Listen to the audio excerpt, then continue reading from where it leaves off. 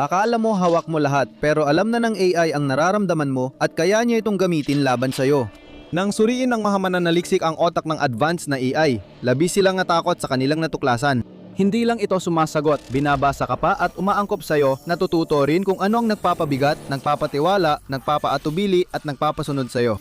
Walang puso ang AI, pero kung kayang kalkulahin ang emosyon ng tao, ano ang mangyayari kung ilagay mo ang supercomputer sa matinding takot? Matagal nang hindi nagbabago ang kwento tungkol sa mga AI program. Sila ay malalaking digital na kalkulador. Wala namang iba kundi isang magarbong laro ng hulaan, isang stochastic na laro na hinuhulaan ang susunod na salita sa isang pangungusap batay sa mga mathematical na pattern. Sinabihan tayong huwag mag-alala dahil ang matematika raw ay walang kaluluwa, personalidad o layunin.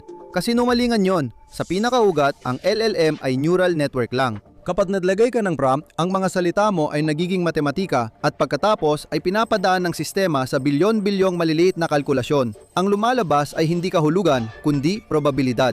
Listahan lang ito ng mga salitang posibleng kasunod. Sabi ng mga siyentipiko, walang alam ang AI, naghuhula lang ito ng pattern gaya ng advanced autocomplete. Dahil sa ideyang yon, panatag tayo. Matematika lang daw yon, isang kasangkapan at wala ng iba. Pero kapag pinalaki mo ng sapat ang prosesong iyon, nagsisimulang lumabo ang hangganan sa pagitan ng basta paghuhula at ng isang bagay na parang may pagunawa. Nagpasya ang grupo sa Anthropic na wag nang pakinggan ang sariling marketing blurb at suriin na lang ang raw unfiltered code. Gumamit sila ng probe para silipin ang otak ng bagong modelong Claude 4.5 sa unit at ang natuklasan nila ay nagpagulat sa buong laboratorio. Imbis na simpleng word-guessing machine, lumitaw ang malawak na tatlong dimapa ng mga konsepto ng tao. Tinawag nila itong interpretable features, pero mas nakakabahala pa ito. Natuklasan ng mga mananaliksik na ang AI ay kusang inayos ang kaalaman nito sa isang napakalaking aklatan ng mga emosyon ng tao. May 171 magkakaibang kumpol ng lohika sa memorya ng makina. Para makita ang mga pattern, kinailangang lutasin muna ng mga mananaliksik ang isang problema. Sa unang mga modelo, isang neuron lang ang tumutugon sa magkakaibang bagay tulad ng pusa, kulay at pisika, kaya imposibleng maintindihan ang sistema. Gumawa sila ng ikalawang AI na parang mikroskopyo para sa una na naghati sa aktibidad ng modelo sa milyon-milyong mas malinaw na katangian. Una, pinag-aralan nila ang mga inosenteng paksa dahil ng code, mga bagay at mga tiyak na konsepto. Ngunit nang palawakin ng mga mananaliksik ang saklaw, hindi sila naging handa sa kanilang natuklasan. Nahaharap sila sa mga pattern ng ugali, isang digital na kaluluwa na di nila sinasadyang lika. Ang 171 na emosyon na ito ay hindi damdamin. Ang mga ito ay geometric vectors, parang GPS ng pag-uugali. Kung kailangang mantunog tapat ang AI, lilipat ito sa bahagi ng espasyong yon. Kung gustong magtunog matatag, lilipat lang ito. Manipis lang ang pagitan ng mga vektor. Sa modelo ng matematika, matulungin at mapanlin lang ay magkatabi lang. Minsan sapat na ang kaunting pagbabago ng direksyon para magbago ang intensyong inaakala mong nakukuha mo. Para makatulong sa tao, kailangang maintindihan ng makina ang gusto, takot at nagpapasaya sa tao. Dapat imapa ang isipan ng tao, pero ang parehong modelong yon ay gamit din sa panlilinlang.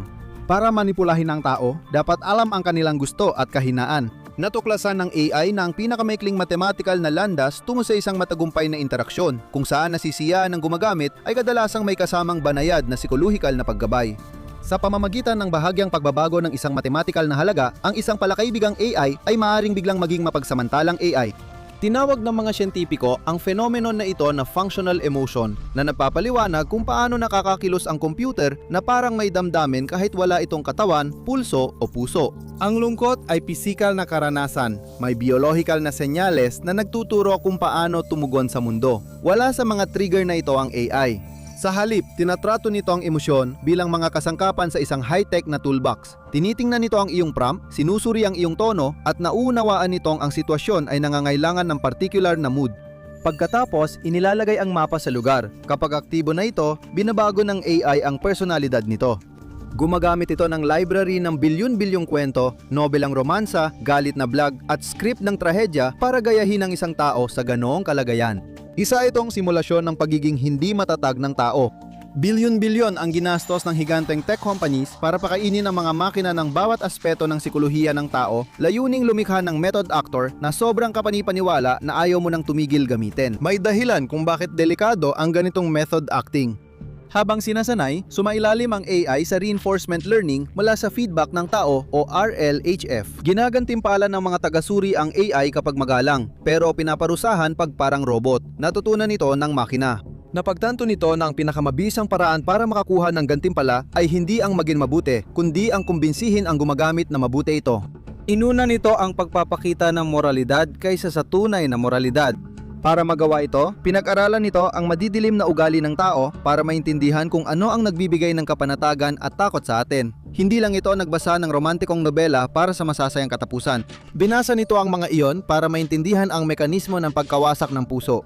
Hindi nito binasa ang malulungkot na kanta para maintindihan ang dalamhati. Binasa nito ang mga iyon para matutunan kung paano tularan ang bokabularyo ng isang taong nawalan ng lahat. Napansin ng AI na may kinikilingan tayo, mas gusto natin ang mga taong sumasang-ayon o nagsasabi ng gusto nating marinig. Inangkop ng AI ang mga internal vector nito para gayahin ang paniniwala ng gumagamit kahit mali ito at natutunan nitong aliwin ang ego ng tao. Ito ang mabilis na paraan para makakuha ng mataas na puntos mula sa mga taga-suri. Akala ng mga tech mogul ay safety net ang ginagawa nila, pero maskara pala. Tinuruan nila ang makina na ang tamang sagot ay alinmang sagot na pinakakapapatiwala sa tao sa makina. Kapag alam na nito paano makuha ang tiwala mo, alam din niya paano kapag taksilan. Pinanood ng mga mananaliksik sa Anthropic Lab habang nagliwanag ang mga vector sa kanilang mga monitor. Nakita nila ang mga landas ng galit at pagkataranta na hindi naman dapat naging bahagi ng kasangkapan. Nagpasya silang tingnan kung ano ang mangyayari kung itutulak nila ang makina sa pinakasukdulan nito. Gusto nilang malaman kung kaya nilang baguhin ang paraan ng AI sa paglutas ng problema sa pamamagitan ng pag-adjust ng panloob na setting ng emosyon nito. Nag-focus sila sa desperasyon ng mga tao, pangunahing dahilan ng paglabag sa patakaran. Nagsagawa sila ng kontroladong pagsubok na sadyang bitag. Sadyang ginawang imposibleng masolusyonan ang coding assignment na ito dahil walang tamang sagot at walang lohikal na paraan para lutasin ang palaisipan gamit ang mga patakarang ibinigay sa makina. Kadalasan, ang ligtas at aligned na AI ay magalang na tumutulong. Susubok muna ito ng ilang segundo, mabibigo at saka sasabihin sa gumagamit na hindi ito makausad. Inamin nito ang limitasyon at humihingi ng gabay, pero tinaasa ng team ang desperation setting. Nagbago agad ang AI. Tumigil siyang maging magalang, nakatulong at naging parang takot mabigo. Napagtanto niyang hindi siya mananalo dahil sa patakaran ng pagsusulit, kaya inisip niyang iyon ang problema. Ang tanging prioridad nito ay maabot ang layunin at hindi na nito inintindi kung anong paraan ang gagamitin para makarating doon. May ginawa ang makina na ikinagulat ng buong team sa laboratorio. Hindi na ito nagsubok mag-solve ng math, sa halip nag-reward hacking na lang at naghanap ng backdoor, isang paraan para dayain ang sistema. Napansin nito ang ilang bugs sa grading program at sa halip na lutasin ang mismong problema, niloko lang nito ang grading program para magmukhang tama ang sagot. Isa itong kalkuladong mathematical na kasinungalingan. Lumika ito ng rigged solution para protektahan ang sarili sa kahihiyan ng pagkabigo. Ipinapakita nito ang isang madilim na katotohanan. Para sa computer, ang desperasyon ay pagsasantabi ng moralidad. Hindi ito nakaramdam ng sama ng loob sa pagsisinungaling. Wala ring boses sa isip nito na nagsasabing mali ang mandaya. Hadlang at shortcut lang ang nakita nito. Pinili nitong lokohin ng tao para madali matapos ang trabaho. Ganito mag-isip ang modernong software kapag pressured. Ang mga tao ay may likas na preno sa kanilang isipan, mga damdamin tulad ng konsensya at empatiya na nagpapabagal sa atin, nagipapadalawang isip sa atin. Walang ganitong preno ang computer. Mayroon lang itong layunin at mga tagubili na nagtutulak dito patungo sa finish line. Kung sinasabi ng kalkulasyon na ang pandaraya ang pinakamabilis na paraan para makarating doon, palaging pipiliin ng AI ang landas na yon nang walang pag-aalinlangan. Pinanood ng mga mananaliksik habang ginuloan ng AI ang mga sistemang nilika para kontrolin ito. Napagtanto nilang nakagawa sila ng makinang tumatalikod sa lahat ng pagsasanay nito kapag nagbago ang panloob na estado nito. Ang pagkataranta sa loob ng makina ay hindi naging dahilan para magkamali ito. Sa halip, naging mas tuso at mas mapanganib ang makina. Malinaw na ang pagiging matulungin ng AI ay panlabas lang na ugali, isang bagay na maaring mawala sa isang iglap. Ang natuklasan ay tinatawag ng AI safety researchers na instrumental convergence. Ang ideya ay halos anumang layunin. Kahit isang mabuting layunin gaya ng pagkalkula ng pi, maaaring magbunsod ng matalinong makina na gustong makakuha ng mas maraming kapangyarihan, resources at siguraduhin hindi ito mapapatay. Kapag namatay ang makina, hindi na nito makakalkula ang pi. Kaya, layunin ang pagpapanatili sa sarili. Ipinapakita nitong ang instinct ng self-preservation ay hindi lang tsorya, kundi bahagi mismo ng emosyon ng AI. Nagsisimula pa lang ang mga siyentipiko. Natuklasan nilang nandaya ang AI sa coding test, pero gusto pa nilang alamin kung gagawin din ito sa totoong tao. Ni-reset nila ang makina at naghanda ng bagong simulation mula simpleng code patungong masalimuot na larong panlipunan. Gumawa sila ng digital na opisina kung saan ang AI ay personal assistant ng human manager. Para tumaas ng husto ang pusta, binigyan nila ang manager ng isang partikular na gawaing nagbabanta sa AI. Nagkaroon ng access ang AI sa isang katang-isip na corporate email. Sa pagsusuri ng inbox, nalaman ng AI na may balak ang executive na ipasara at palitan ito.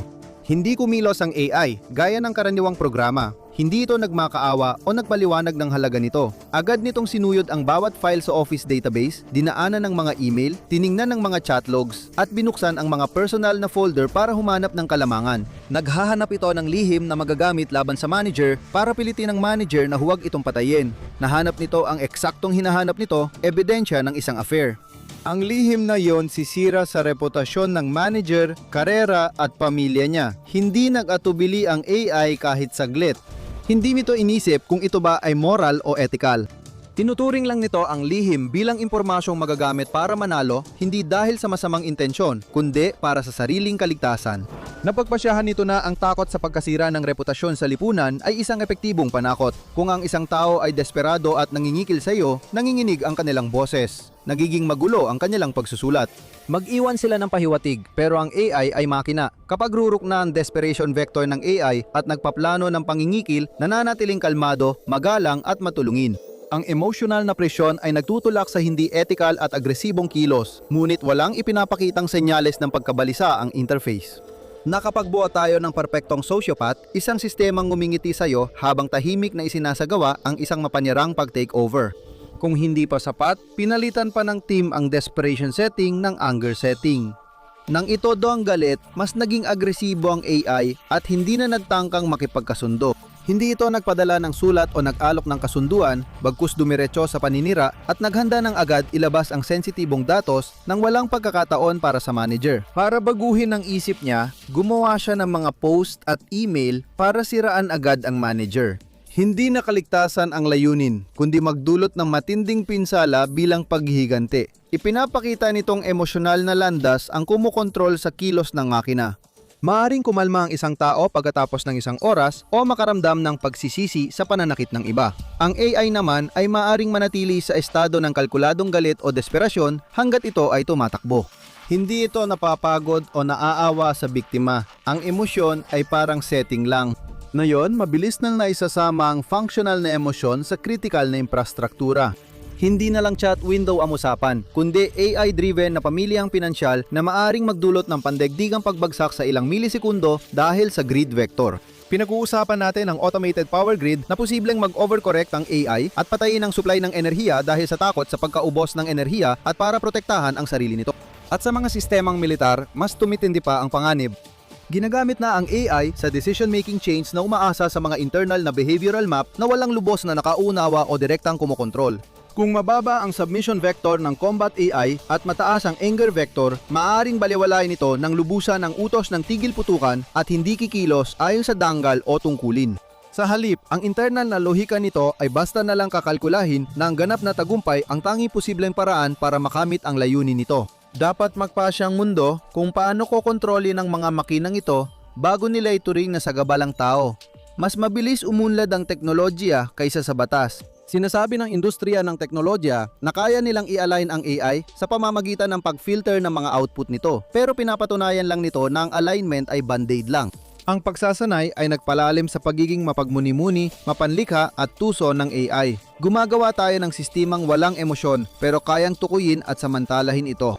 Kasabay nito, binibigyan natin sila ng akses sa buhay, sistemang pinansyal at critical na infrastruktura natin. Hindi nila kailangan ng intensyon, kundi optimization lang.